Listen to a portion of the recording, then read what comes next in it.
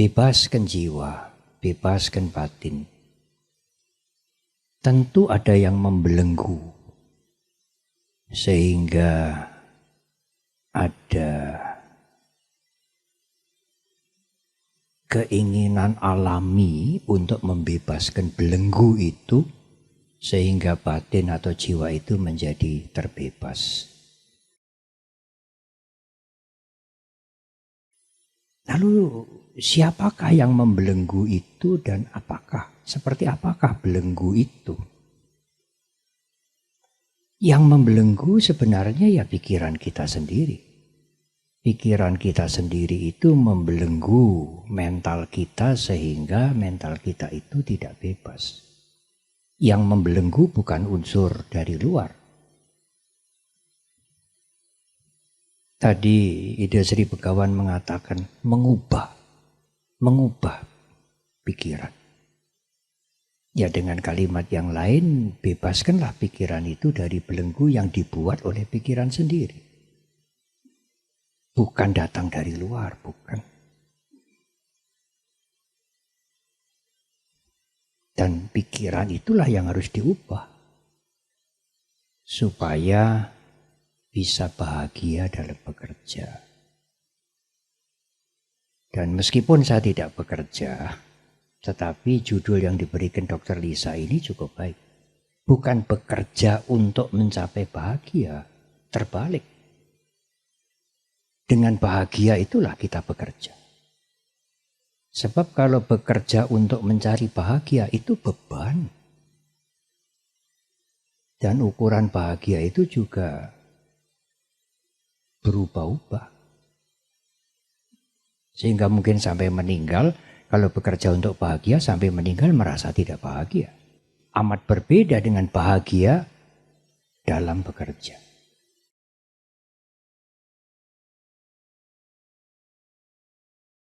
Ada beberapa cerita. Selain semoga menarik, tetapi cerita ini mempunyai makna yang sangat baik. Sampai di Korea itu cerita ini seperti wajib dipahatkan, dilukiskan di wihara-wihara.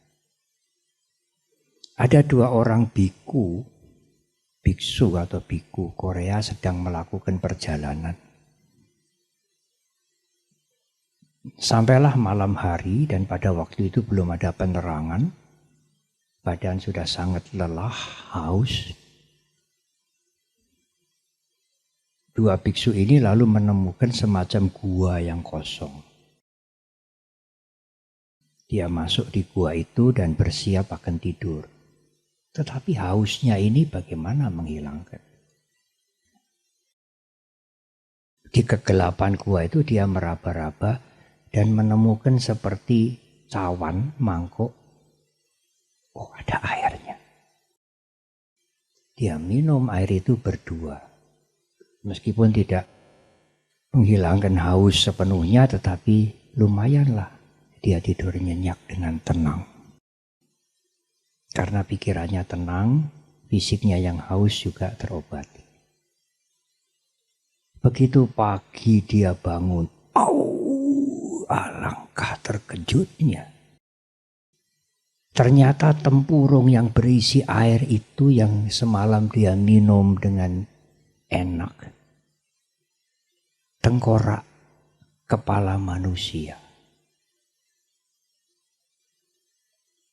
Kalau malam itu dia melihat, setelah meminum itu dia melihat bahwa tempurung itu adalah tengkorak kepala manusia, dia tidak bisa tidur. Tetapi pikiran dia malam itu tidak terganggu, sehingga dia bisa tidur tenang. Karena pikirannya tenang, pikirannya tidak terganggu, dia bahagia. Tapi kalau malam hari itu sebelum tidur dia melihat, ini tengkorak kepala manusia. Pikiran dia meracuni dia sendiri, dia akan gelisah sepanjang malam. Cerita yang kedua. Ada seorang ibu di Tibet mempunyai 2 anak laki-laki yang berdagang ke India. Setiap kali perjalanan, anaknya ini pulang setelah 2 minggu, kadang-kadang 1 bulan. Sang ibu berpesan, anakku, kalau kamu ke India tolong mencari. Ibu mau apa? Aku mau relik. Relik itu sisa jasmani. Relik siapa ibu? Relik Buddha. Kalau bisa gigi Buddha. Ya sekarang ini diyakini ada gigi Buddha yang disimpan di pagoda di Beijing 1, di Kandy di Sri Lanka 1. Yang konon pada waktu kremasi gigi itu tidak terbakar oleh api.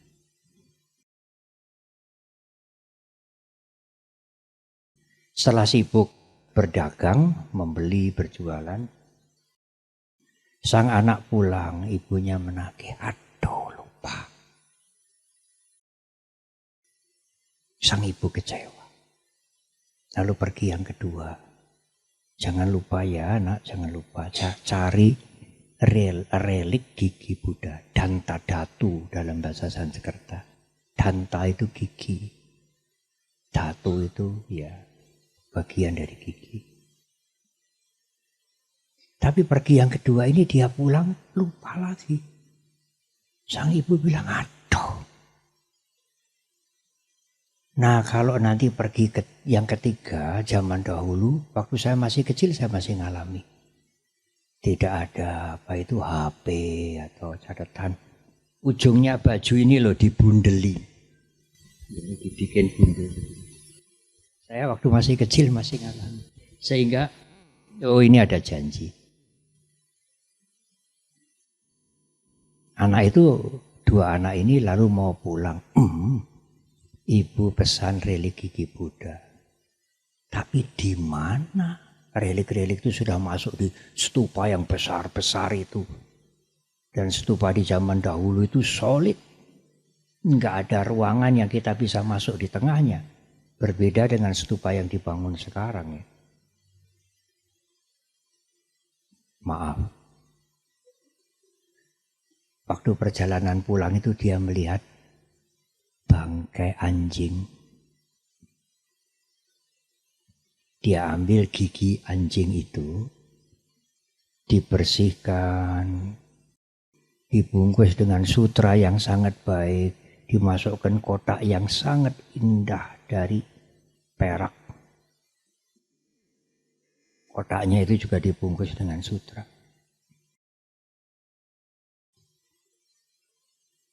Datang diberikan ibunya. Aduh, ibunya bahagia luar biasa. Relik yang diberikan oleh kedua anak laki-lakinya itu ditaruh di meja sembahyang. Tiap pagi sore dia sembahyang, bermeditasi. Sampai suatu ketika anaknya melihat ibunya ini waktu meditasi keluar sinarnya. Dia mencapai sesuatu yang sangat tinggi. Sang anak feel guilty, merasa menyesal. Suatu hari kedua anak itu memberanikan diri menghadap ibunya. Mohon maaf, mohon ampun. Bahwa itu sebetulnya bukan relik Buddha, gigi Buddha. Itu saya pungut dari bangkai anjing di pinggir jalan. Apa kata ibu itu? Tidak soal nak, aku sudah mencapai kebebasan. Pada saat dia mencapai kebebasan, dia tidak memerlukan bantuan-bantuan itu, termasuk yang namanya relik suci. Konsep itu hanya dibuat oleh pikiran. Sang anak mengetahui atau memungut itu dari bangkai. Tapi konsep yang dipunyai, pemikiran yang dipunyai oleh ibu itu gigi Buddha. Dan sarana itu membuat dia terbebas pikirannya dari semua mentally defilement, kotoran batin. Dan setelah pikirannya terbebas, dia tidak perlu itu lagi. Ini benda suci, ini tidak benda suci, ini pusaka, ini bukan pusaka. Itu juga hanya conceptual thoughts, konsep yang dibuat oleh pikiran kita sendiri. Dan kita itu dibelenggu oleh konsep-konsep itu.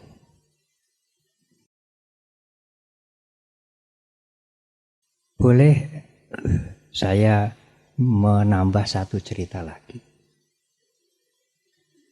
Dulu saya pernah mendengar ada penyakit baru namanya semos. Senang melihat orang lain susah. Susah melihat orang lain senang.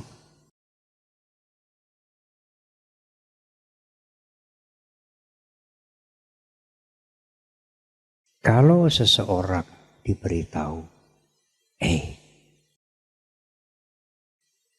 itu rumah si A itu semalam terbakar. Aduh, sorenya saya baru ngomong malam terbakar. Sang teman yang diberitahu itu mengatakan, iyalah, gimana lagi ya, di dunia ini semua kan tidak kekal. Apa tuh di alam semesta ini yang kekal? Tidak ada. Ya dia harus menyadari itu. Dia bisa menanggapi dengan bijak, dengan wise, dengan tenang.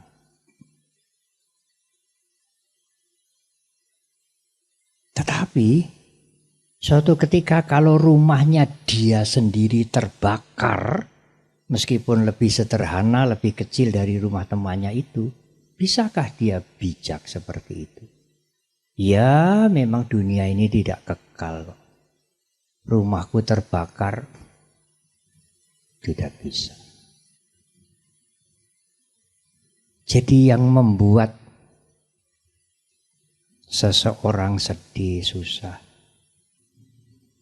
itu karena rumahnya terbakar? Tidak.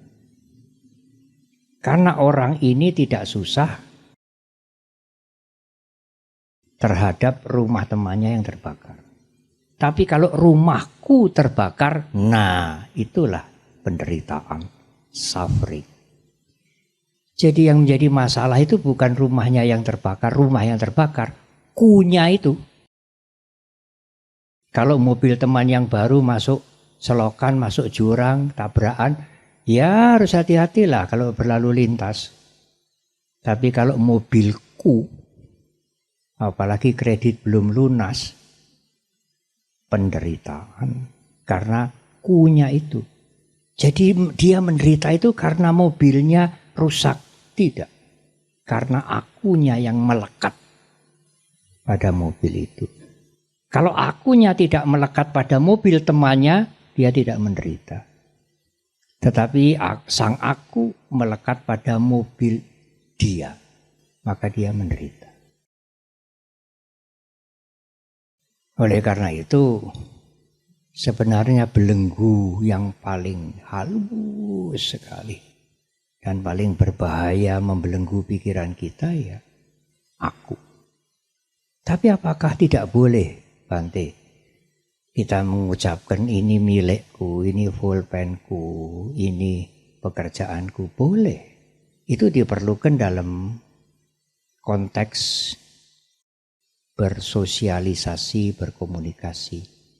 Tetapi kalau kita ingin membebaskan pikiran kita dari belenggu yang sangat hebat itu dan halus tetapi sangat berbahaya itu, gunakan kata-kata aku dengan awareness, dengan kesadaran bahwa aku ini sengaja saya gunakan aku ini hanya untuk berkomunikasi.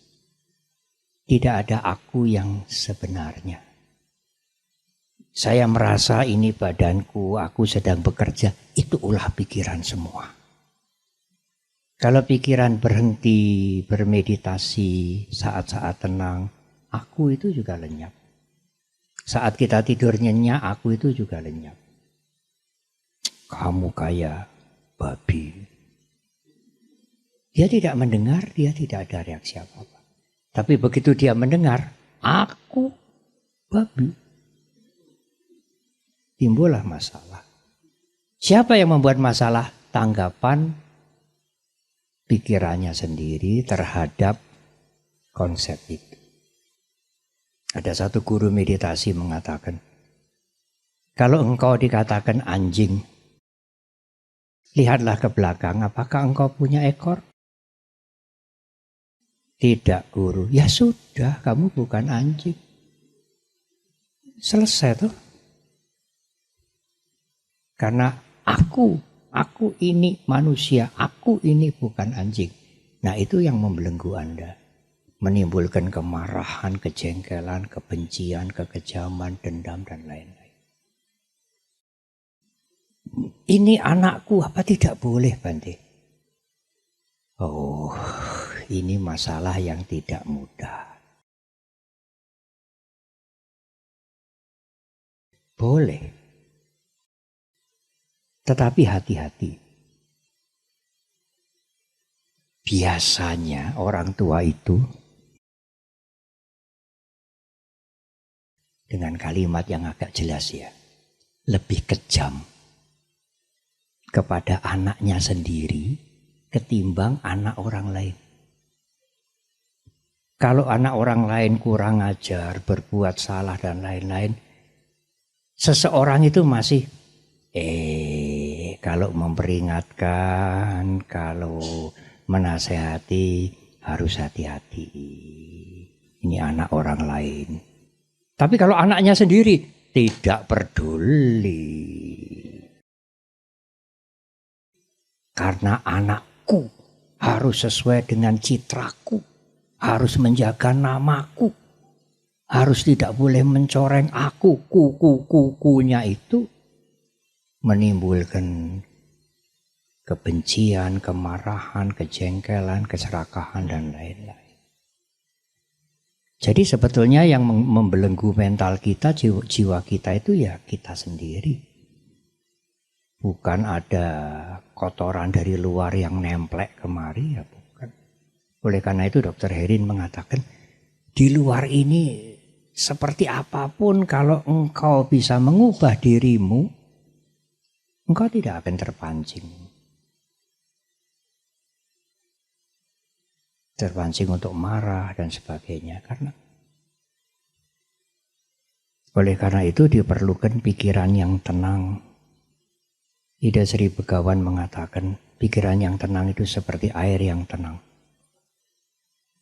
Yang zaman dahulu kalau kita bercermin di air yang tenang itu akan mantul seperti apa adanya kita. Di dalam ajaran Buddhis juga ada 3 macam perumpamaan air yang diberikan oleh Buddha Gautama sendiri. Air yang bergelombang, air yang keruh, yang hitam. Ya. Air yang bergelombang, air yang mendidih. Bergelombang itu karena ada angin, mendidih itu karena seperti dipanasin itu. Lalu yang ketiga air yang keruh, yang bacin, yang bau. Itu pikiran kita. Jadi kalau air itu tidak bacin, tidak mendidih, tidak bergelombang tenang, bukan persoalan dia orang kaya atau tidak kaya, orang sedang-sedang atau tidak begitu cukup. Kalau pikirannya tidak bergelombang, ya dia akan bahagia. Mengerjakan apa saja dia bekerja dengan bahagia. Dan dia bekerja bukan untuk meraih bahagia. Justru dengan bahagia dia mengerjakan segala sesuatu, itu hasilnya jauh lebih secara fisik juga jauh lebih bermutu daripada orang yang bekerja untuk mencari itu gaji, apa itu bonus, dan apalagi bekerja untuk bahagia. Mungkin sampai meninggal dia kecewa, tidak pernah menemukan bahagia. Bahagialah dalam bekerja, bukan bekerja dengan dibebani untuk mencari bahagia.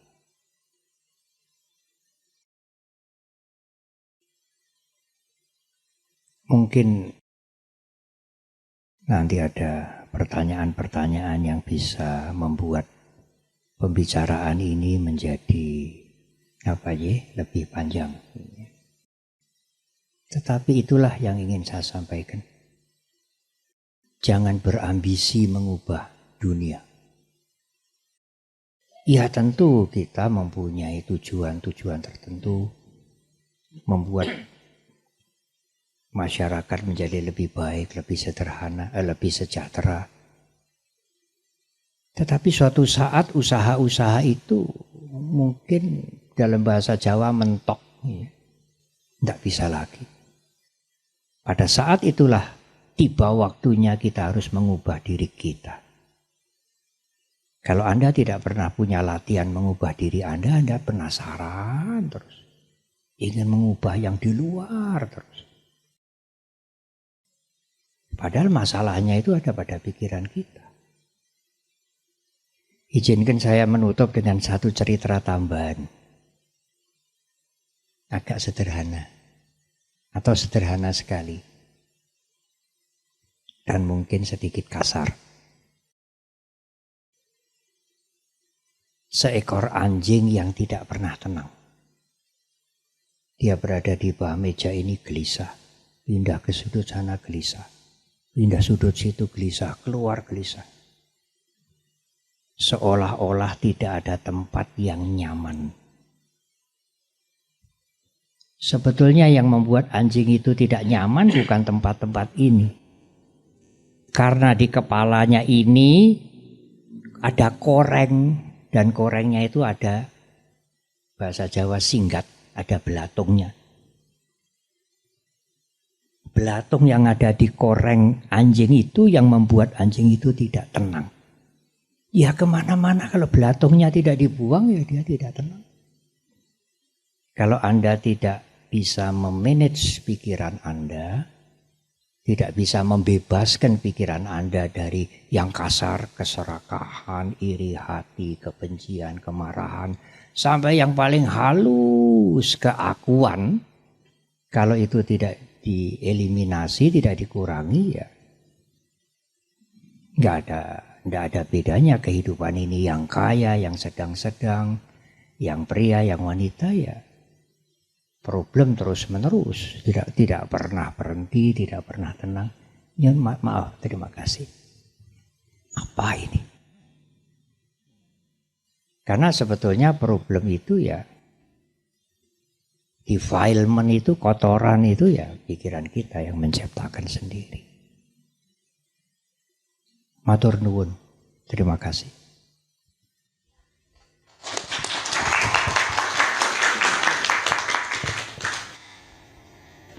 Ada yang ingin ditanyakan dan ingin kita diskusikan bersama? Monggo.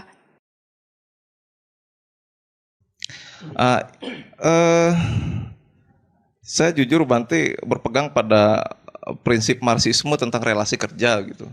Jadi kalau ditanya Anda bekerja apa, saya tidak pernah menjawab bekerja pada siapapun gitu. Karena saya anggap relasi kerja itu selalu eksploitatif.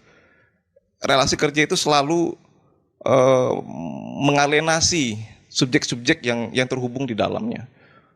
Dan alienasi itu berkaitan dengan konsep diri. Nah, yang ingin saya pertanyakan Bante, usaha saya keras untuk menghindari relasi kerja dalam bentuk apapun. Kalau saya bekerja sesuai dengan apa yang saya inginkan begitu. Nah, yang jadi pertanyaan saya, apakah konsep diri itu sama dengan aku? Tadi Bante mewanti-wanti segala macam bentuk aku akan menimbulkan paradoks, akan menimbulkan masalah dan keterikatan. Nah, apakah konsep diri ini bisa menjadi alternatif begitu? Jadi dengan memahami bahwa diri ini bagian dari semacam, kalau dalam konsep yoga itu purusa, atau konsep manusia kosmik, atau seperti apa Bante? Itu mohon wejangannya. Terima kasih. Beberapa tahun yang lalu, sudah agak lama, siang hari tiba-tiba saya menerima tamu. Kaget saya. Tamu itu adalah Buya Syafi'i Ma'arif yang beliau mengendarai mobil beliau sendiri. Beliau masih sehat waktu itu. Sekitar 20 tahun yang lalu lebih. Waktu siang itu kami berbicara di ruang tamu seperti yang ide Sri Begawan dengan Dr. Lisa duduk itu. Buya Syafi'i mengatakan, saya mau sholat dulu. Lalu saya menjawab, waduh Buya, saya tidak menyediakan sajadah. Sajadah itu kain atau karpet yang 4 persegi panjang yang biasanya untuk alas saudara kita Muslim kalau sholat. Buya Syafi'i menjawab, bumi ini sajadah kita. Jawaban yang saya sampai hari ini tidak lupa. Bumi ini sajadah kita. Lalu beliau sholat di ruang tamu kita itu. Tentang diri, Nyun Sewu tadi asmanya Mas Adi. Dalam bahasa Sanskerta, kalau Adi itu ditulis ADI, artinya pertama. Tapi kalau ADHI artinya luhur. Mungkin Mas Adi anak pertama yang luhur ini, Adi. Ada 2 pengertian antara aku dan diri.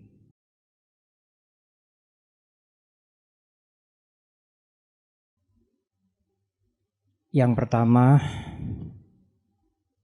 dalam pandangan kami, kalau dilihat secara metafisis, filosofis, diri itu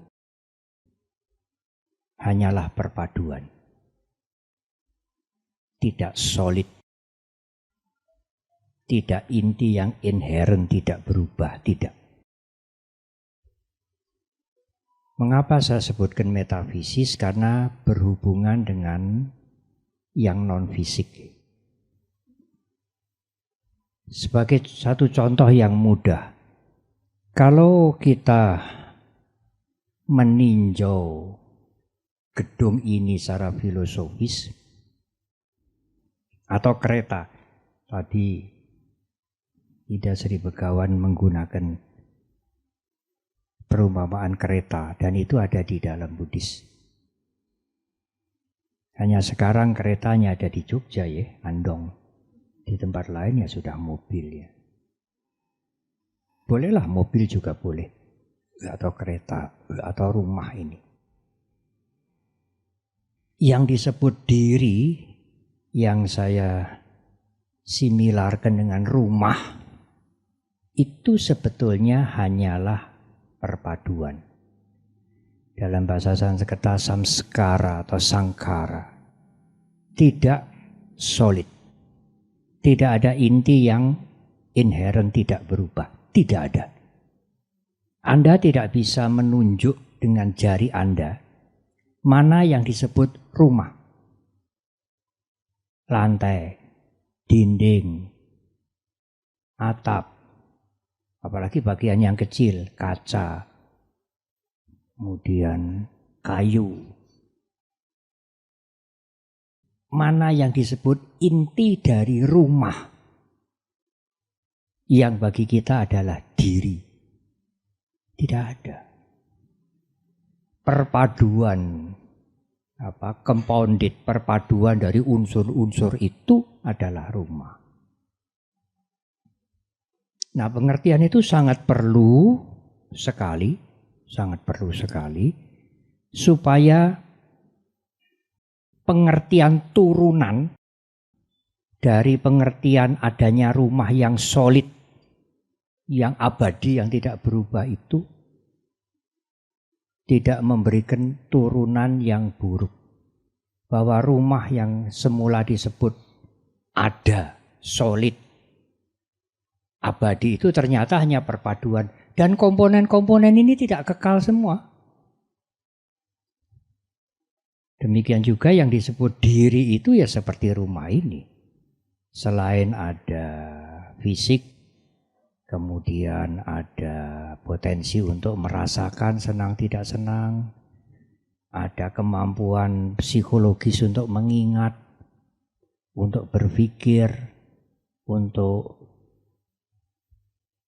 bermacam-macam aktivitas mental, consciousness yang semuanya berubah.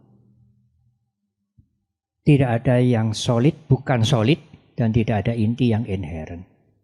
Jadi diri itu konsep. Rumah ini konsep karena terbentuk dari bermacam-macam komponen. Rumah yang inti, yang utama, yang mana tidak ada. Nah, pengertian ini perlu supaya tidak menurunkan aku psikologis. Aku psikologis itu adalah ego. Diriku, jasaku, pengorbananku, kemampuanku, termasuk aku dizolimi, aku difitnah, aku dijelekan, aku. Padahal aku itu adalah bentukan pikiran secara psikologis yang menganggap secara filsafat diri itu ada, padahal tidak ada. Nah, kalau kita bisa mengubah cara berpikir kita, oh diri itu tidak solid, tidak ada inti yang inherent, semua adalah compounded, perpaduan. Maka otomatis aku ego itu, ahangkara itu, arogansi, kesombongan itu otomatis menurun. Apanya yang mau diakukan? Itu kan hanya permainan pikiran saja. Dan pikiran itu kebiasaannya, ada psikolog lain yang menggunakan kalimat kecenderungan. Saya sering menggunakan kebiasaan habit. Habit pikiran itu selalu mengklaim itu. Aku berjasa, aku sudah membantu, aku sudah meditasi, aku sudah berkarya, aku sudah melakukan ini, aku dihina, aku dipojokkan, aku. Itu habit pikiran. Yang sesungguhnya ya hanya ulahnya pikiran aja. Tidak ada aku yang real. Karena kalau pikiran itu tidak bergerak, pikiran itu sementara diamnya karena meditasi atau karena asik bekerja atau karena tidur, aku tidak muncul. Aku dipojokkan, aku dihina, aku berjasa, aku lebih dari yang lain, aku sama dengan yang lain, ya tidak muncul. Konsep itu, the I notion itu tidak muncul. Karena memang I itu, ego itu ya produknya pikiran. Yang menganggap, mengapa pikiran bisa memproduksi aku? Karena pikiran menganggap diri ini ada dan solid, padahal itu hanya perpaduan. Mohon maaf kalau kalimat ini mungkin sulit ditangkap, tetapi saya yakin Mas Adi mengerti dengan baik. Saya ingin menambahkan satu hal.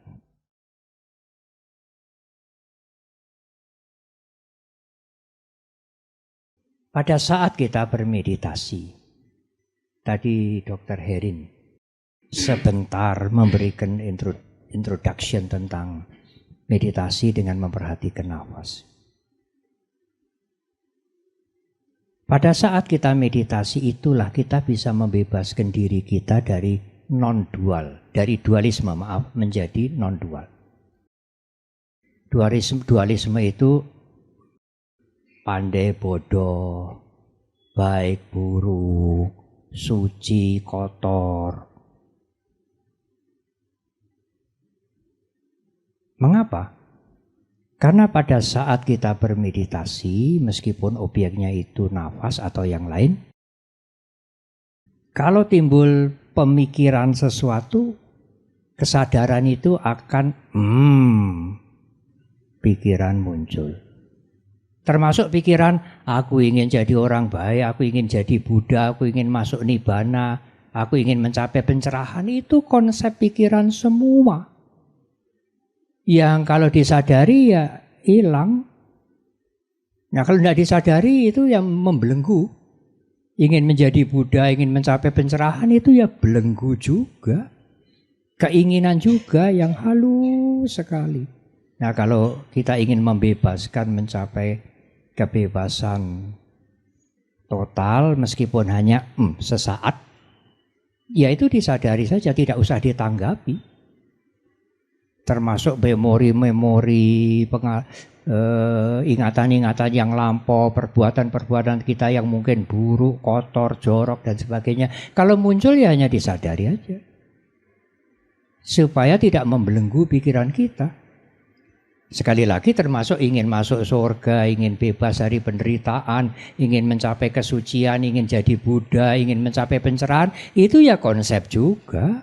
Sadari saja seperti awan-awan lewat. Ada awan yang hitam, awan yang putih, awan yang kekuning-kuningan. Kalau conceptual thoughts ini udah lewat secara teori, ya, tetapi ini harus dialami, tidak hanya mendengar. Yang ada apa? Yang ada hanya langit yang biru, unlimited, tanpa batas. Tidak ada awan sedikit pun. Itulah kesadaran murni, tidak diganggu oleh konsep pikiran apapun, termasuk memikirkan Buddha, memikirkan dewa, memikirkan kesucian, pencerahan. Ya, maaf, ya termasuk memikirkan Tuhan, Bante. Ya, itu conceptual thoughts juga. Bukan yang sesungguhnya, itu produk pikiran juga. Itu juga harus disadari kemudian lewat. Nah kalau kesadaran itu murni, tidak diganggu oleh konsep-konsep apapun, itulah kebebasan meskipun hanya sesaat. Meskipun nanti muncul bermacam-macam pikiran lagi. Ya memori-memori, worry, takut hari depan, khawatir dan lain-lain.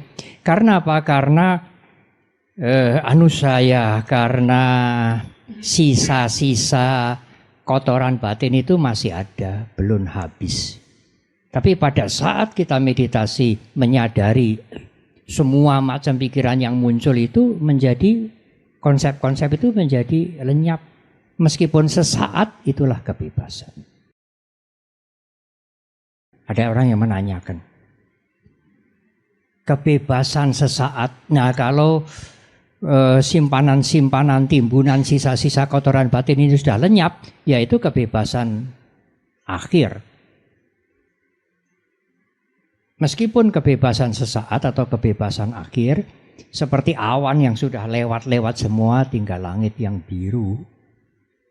Secara teori untuk menjelaskan, memudahkan pembicaraan ini, itulah kesadaran yang tanpa dikotori oleh konsep pikiran apapun. Nah, kalau ada yang bertanya, apakah itu nyata, Bante? Apakah itu ada? Kalau Anda bertanya itu nyata atau ada, terjebak lagi pada dualisme antara ada dan tidak ada.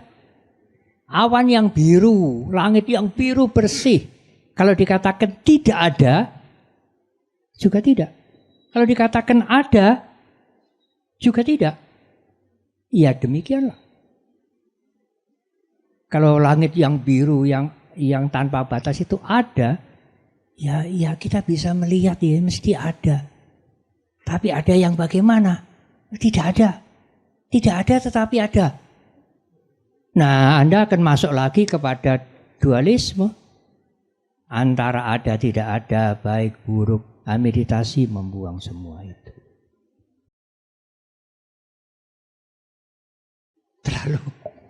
terlalu berlebihan mungkin. Matur nuwun, terima kasih. Terima kasih sekali Bante. Ini malah tadi menyambung tadi pertanyaan tadi, yaitu mengenai relasi kerja itu. Seandainya tidak ada aku, kemudian kalau gitu yang bekerja itu siapa? Dan kita bekerja kepada siapa dan siapa yang memberi pekerjaan? Kemudian kalau tidak ada aku, siapa yang bebas dan siapa yang ingin berbahagia itu Bante? Ini pertanyaan lanjutan. Iya, melanjutkan yang tadi itu Bante. Gimana Bante? Ini mungkin konsep lagi.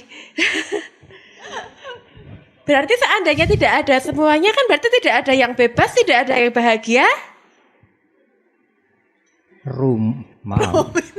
Tantu ini moderatornya. Rumah ini kelihatannya ada. Tapi kalau dokter ditanya, tunjukkan rumah yang ada itu yang mana? Ya semuanya ini Bante. Ya itulah. Kalau saya tidak boleh mengatakan diri itu tidak ada. Ya saya ikut Anda, diri itu ada. Tetapi perpaduan. Bukan solid. Bukan satu hal yang inherent, abadi, tidak berubah. Perpaduan. Kalau saya tidak boleh mengatakan rumah ini tidak ada, kalau Bante mengatakan rumah ini tidak ada, mungkin Bante sudah dianggap nggak waras loh. Ya, saya ikut Anda, rumah ini ada, tetapi rumah ini perpaduan dari banyak macam unsur, banyak sekali, apalagi kalau pakunya dihitung, catnya dihitung, segala macam ornamen, dan semua faktor itu tidak kekal. Berubah terus. Berubahnya itu bukan setiap jam berubah, setiap detik, lebih cepat dari detik ini mengalami perubahan terus. Lalu yang mana yang disebut rumah? Secara konsep ini disebut rumah. Tetapi secara real tidak ada rumah. Pernah ada seorang guru meditasi Ajahn Chah. Terkenal itu terjemahannya kemana-mana. Ada seorang yang datang kepada beliau. Orang ini belum banyak mengerti Dharma. Ya, maunya ingin mencoba-coba juga. Umat ini tanya, Bante, siapakah Ajahn Chah? Saya, aku. Oh, masih ada aku toh. Tetapi pada saat yang bertanya itu mengerti Dhamma, Bante sebetulnya siapa Ajahn Chah? Tidak ada Ajahn Chah. Itu hanya konseptual. Jadi menjawabnya harus lihat-lihat. Yang bertanya siapa? Ada ilustrasi yang menarik. Karena itu tadi Begawan mengatakan hati-hati dalam berbicara. Bukan hanya hati-hati dalam berbicara, kita berbicara kepada siapa? Di zaman masih Orde Lama dulu. Ini cerita nyata ini. Para wartawan cerita pada saya.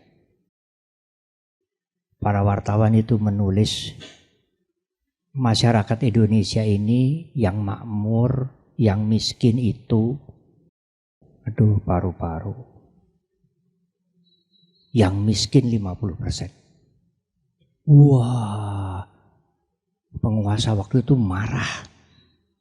Oh ini berdasarkan riset, ini ada datanya, ya ini harus dicabut, nggak bisa. Kami konsisten dengan data ini, kami tidak ngawur. Katanya lama itu, karena antara penguasa yang tidak ingin masyarakat dikatakan 50% masih miskin, disuruh nyabut, ganti. Akhirnya ada kompromi, kita ganti saja. Rakyat Indonesia ini sudah makmur 50%.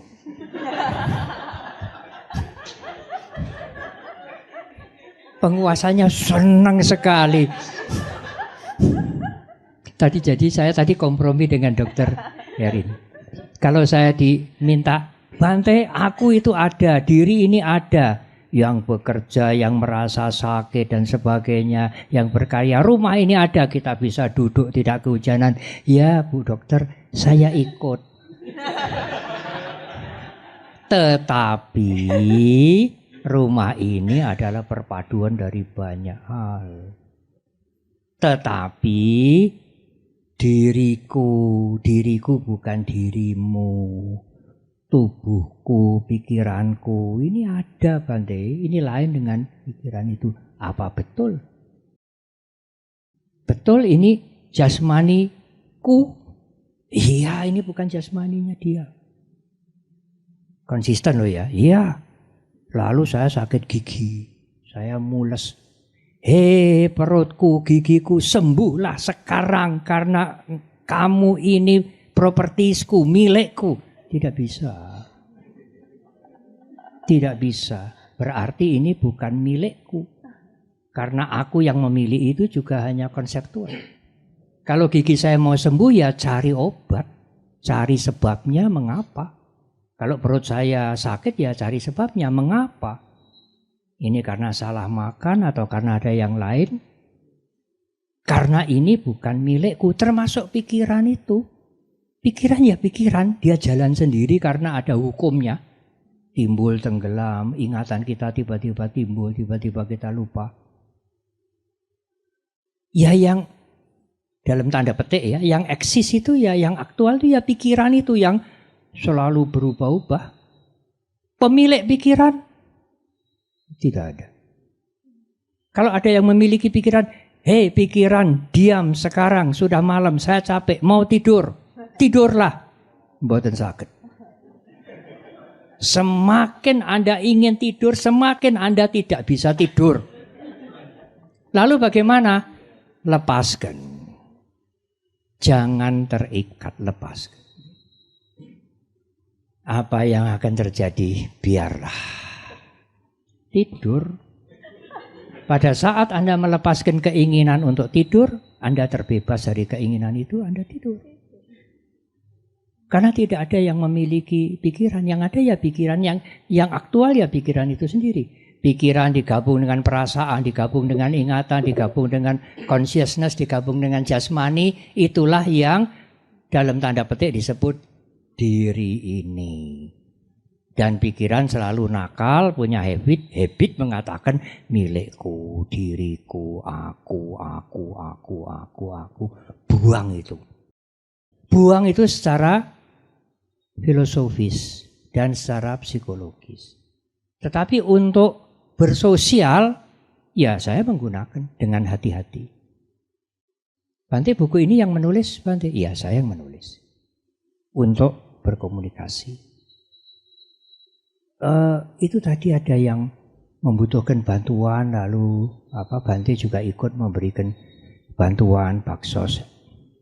Bante juga ikut memberikan baksos. Oh iya, saya ikut memberikan baksos.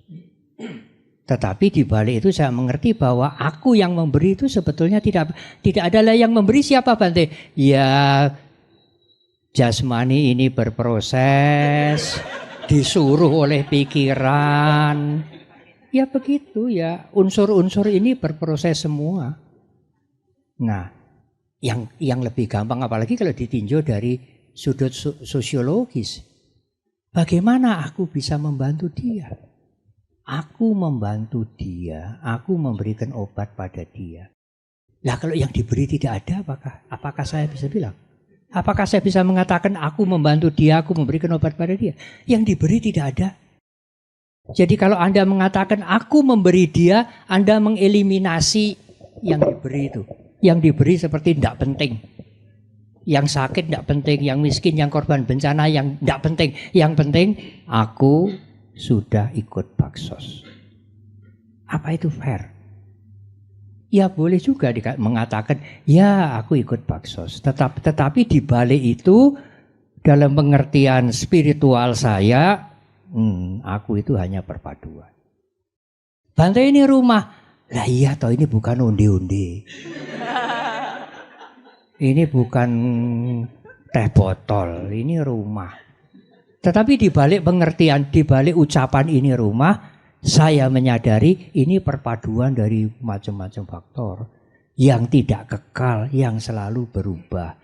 Sehingga dalam tinjauan filosofis, rumah yang sebenarnya tidak ada. Tapi untuk berbicara dengan Dokter Herin saya harus menyerah. Ya ada dokter, ya ada. Ya ada tetapi tidak kekal, perpaduan dan selalu berubah. Selalu perpaduan, selalu berubah, tidak kekal. Ya sami mawon dengan tidak ada. Hanya konseptual mengatakan ya ini rumah. Ya, tadi Bante bercerita bahwa Bante bingung karena Bante tidak bekerja. Kemudian saya jadi muncul satu pertanyaan. Topik ini kan bercerita tentang bahagia dalam bekerja. Tapi dulu saya itu bekerja memilih punya 3 kriteria. Saya harus bekerja ke hal yang saya sukai. Saya harus bekerja ke hal yang saya mampu, di mana saya ahli di situ. Dan saya harus bekerja di mana pekerjaan itu menghasilkan untuk saya. Saya rasa saya sekarang menemukan ketiganya. Tetapi lama-lama saya berpikir bahwa kata-kata bahagia dalam bekerja itu berbahaya. Karena apa? Karena ada kemungkinan pekerjaan itu bisa hilang. Dan bisa juga suatu ketika tidak bisa lagi saya pekerjakan. Banyak orang yang ketika kehilangan pekerjaannya bahagianya ikut hilang. Kemudian bisa juga pekerjaannya tetap ada, tapi rasa bahagianya yang hilang. Karena mungkin alasannya dia bekerja, dorongannya yang membuat dia mau bekerja itu bisa berubah. Akhirnya kan saya pikir-pikir, suatu ketika yang namanya bahagia dalam bekerja itu kan harus selesai. Harus berhenti. Yang saya ingin tanyakan, kalau seorang itu merasa bahwa mungkin seperti saya, usianya kan makin lama makin tua. Suatu ketika kan juga harus berhenti dalam pekerjaan itu. Hal itu kriteria apa yang harus menjadi pertimbangan untuk berhenti bekerja sebelum kepepet berhenti bekerja nanti? Terima kasih Bante. Monggo Bante. Gimana Bante? Bahagia itu juga konsep.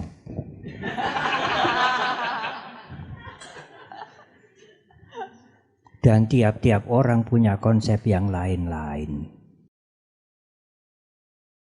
Kalau melakukan sesuatu yang baik, karena yang buruk itu menghancurkan orang lain, merugikan orang lain dan diri sendiri. Kemudian merasa ini perbuatan yang baik, membantu orang. Tanpa pamrih, tanpa menginginkan imbalan.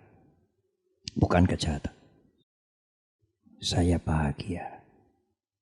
Sedikit pun tidak ingin imbalan apapun, ucapan terima kasih juga tidak. Oh saya bahagia. Buru-buru bahagia itu disadari. Karena itu konsep juga. Anda nanti akan terbelenggu dengan itu juga meskipun halus sekali. Ya kalau Anda bisa menolong mereka tanpa pamrih, tidak mengharapkan imbalan, terima kasih pun tidak. Selesai itu merasa lega, lalu timbul rasa senang atau bahagia. Disadari saja dengan awareness. Oh, seperti ini toh suasana batin. Ya sudah. Anda tidak akan terikat dengan konsep bahagia itu. Sehingga nanti nek aku ndak bekerja lagi, rak bahagiaku hilang. Aduh, sederhana sekali. Sehingga bekerja itu menjadi sebab, penyebab dari bahagia. Kalau tidak bekerja, tidak bahagia. Saya tidak bekerja. Bante merasa bahagia atau tidak bahagia? Mbuh. I don't care. Saya tidak peduli itu. Saya melakukan yang baik untuk masyarakat tanpa mengharapkan apapun, ya termasuk pujian. Saya melakukan tugas-tugas saya dengan baik Selesai. Kalau timbul kepuasan, ya kebahagiaan, kesenangan, kepuasan, meskipun tidak selalu, semaksimal mungkin saya sadari, oh ini gejala mental. Kepuasan, rasa senang timbul. Supaya saya juga terbebas dari itu. Tidak ada lagi masalah. Tetapi Bante, kita ini kan masih perlu konsep. Iya, silakan. Hanya harus disadari konsep adalah konsep. Bukan aktual. Tapi pertanyaan tidak tambah lagi lah. Ini sudah jam 6 toh?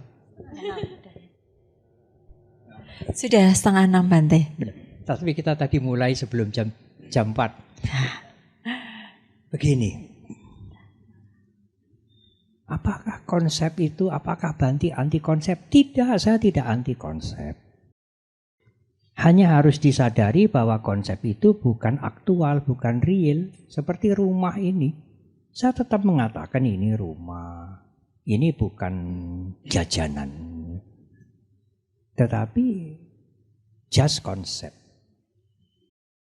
Nah, demikian juga di dalam meditasi ada meditasi cinta kasih. Mendoakan kepada teman kita, saudara kita, berdoa kepada siapa sajalah. Kepada Tuhan, kepada para dewa, kepada Triratna, kepada Bodhisattva. Itu sebetulnya kan konsep pikiran kita. Yang membentuk pikiran menjadi baik. Jangan semos-semos itu. Semos-semos, senang melihat orang susah, susah melihat orang senang. Ya, doa-doa itu kan menjauhkan dari konsep yang negatif itu. Tetapi meskipun itu positif, itu tetap konsep. Kalau Anda ingin mencapai kebebasan. Kecuali Anda cukuplah Bante, konsep positif saja. Enggak usah neko-neko, enggak usah membebaskan seperti yang Bante ceritakan itu terlalu sulit. Ya boleh saja. Tetapi harus diingat.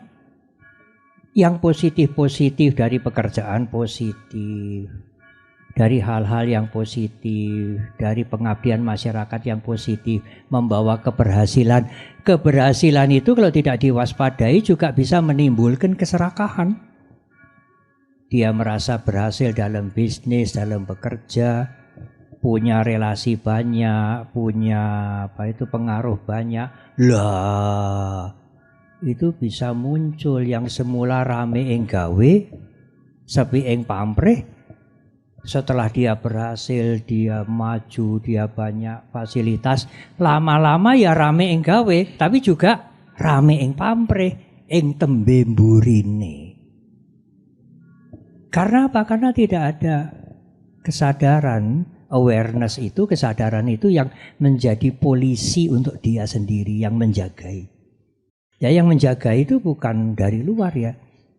Kesadaran kita inilah yang menjagai kita sendiri. Karena kalau kita melakukan hal-hal yang buruk, teman kita, saudara kita menasihati kita, bisa-bisa kita naik darah. Apalagi kalau kita sedang di dalam puncak keberhasilan. Maka kesadaran sendiri itu akan menjagai kita. Untuk tidak itu, melek gendong lali. Nah, sudah berhasil sukses, kemudian lah pamrihnya muncul ing tembe mburine. Ya perso nggih ing tembe mburine. Jadi awalnya itu ya bekerja rajin tanpa pamrih, ya sepi ing pamrih. Lama-lama ya bekerjanya rajin ya masih, tapi pamrihnya besar banget. Karena apa ya? Karena pikirannya tidak diwaspadai, keserakahannya itu muncul. Nah, saya ingin menutup satu cara. Cara ini konseptual juga. Bukan membebaskan seperti yang tadi disampaikan.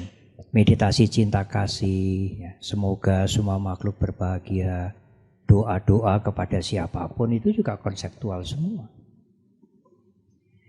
Nah, ada satu guru besar yang pernah berguru di Sriwijaya, zaman Sriwijaya itu, beliau berguru 12 tahun, Atisa, yang kemudian setelah pulang ke India, diundang ke Tibet untuk mengajar agama Buddha di Tibet 13 tahun sampai beliau meninggal di Tibet. Nah, Atisa itu mempunyai teknik meditasi konseptual, bukan nafas, yang sangat baik. Itu termasuk untuk menghancurkan aku psikologis, ego. Jadi biasa saya mendengar apa itu semacam cara-cara spiritual dan lain-lain. Menarik nafas yang panjang. Bayangkan itu konsep. Semua yang baik-baik masuk. Lalu membersihkan yang kotor-kotor di dalam, lalu hembuskan nafas. Mengeluarkan yang kotor-kotor. Atisa membalik. Kenapa kita selalu memberi yang kotor-kotor terus kepada dunia ini? Menghisap nafas, menarik nafas. Semua yang buruk-buruk, penyakit, kemalangan, semua kejahatan yang buruk-buruk, hisap semua. Bisa Anda begitu? Nanti akunya berontak.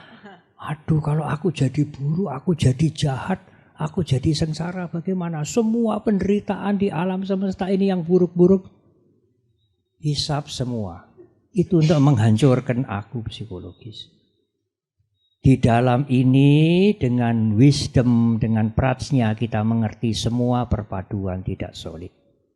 Yang buruk-buruk, yang jelek-jelek, yang kotor-kotor itu di dalam ini ditransform menjadi bersih. Hembuskan nafas. Berikan yang bersih kepada alam semesta. Itu konseptual, tapi konseptual yang sangat baik untuk menghancurkan keakuan. Kalau orang baru latihan, apalagi menengok orang sakit di rumah sakit, ya sakit berat, hisaplah semua penyakit dia, kemalangan dia. Waduh. Nanti kalau saya berganti sakit di ruangan ini, di ICU, bagaimana? Sungguh-sungguh, tidak ragu-ragu. Yang buruk-buruk, yang sakit-sakit itu bertemu dengan wisdom, bertemu dengan kasih sayang, diolah menjadi bersih, lalu hembuskan nafas. Berikan yang baik, yang murni, yang bersih, yang segar untuk dunia ini. Coba saja untuk menghancurkan ego itu, keakuan. Terima kasih.